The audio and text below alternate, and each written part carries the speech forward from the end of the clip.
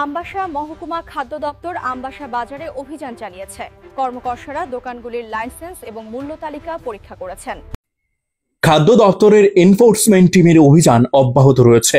শুক্রবার আমবাসা বাজারে খাদ্য দপ্তরের কর্মকর্তারা রাধেশ্যাম ভান্ডার নামে একটি গ্রোসারির দোকানে অভিযান চালান। সেখানে মেয়াদ উত্তীর্ণ ঠান্ডা পানীয় উদ্ধার হয়। ডিসিএম দিব্যেন্দু দাস জানান, এটি রুটিন অভিযান ছিল। দোকানের বিরুদ্ধে কনজিউমার প্রোটেকশন অ্যাক্ট অনুযায়ী মামলা করা হচ্ছে এবং দোকানটি অস্থায়ীভাবে বন্ধ করে দেওয়া হচ্ছে। তদন্ত চলবে বলে জানিয়েছেন তিনি। ডেট অতিক্রম হয়ে গেছে এরকম কিছু ফুড প্যাকেট, বিশেষ করে যে লিকুইড থাকে ফ্রুটি, ওইগুলা এরপর তড়িঘড়ি এই ব্যাপারটা নজরে আসার পর যখন দোকানে করা হয়, রেড করা হয়, তারপর ব্যাপারটা সত্যতা যাচাই করার পর এখন তো এটার এগেনস্টে তো অ্যাকশন নিতেই লাগে।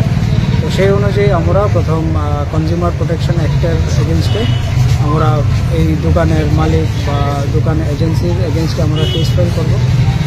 আর সেকেন্ড হচ্ছে দোকানটাকে এখন সিল করে দেওয়া হয়েছে, যাতে এটার ভিতরে কত এমন কি এক্সপায়ারি গুড আরও আছে কি না, তারা এক্সপায়ার্ড গুডগুলো তারা স্টেটমেন্ট অনুযায়ী তারা সেটা আফটার এক্সপায়ারি তারা সেটা এজেন্সিকে ফিরিয়ে দেয়।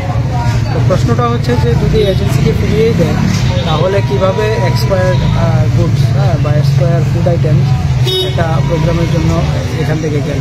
তো এটা একটা তদন্তের বিষয়। আপাতত আমরা দোকানটাকে সিল করে দিচ্ছি অ্যান্ড ফার্দার ইনভেস্টিগেশনের বিষয় হবে, and we are going to file case in the light of Consumer Protection Act.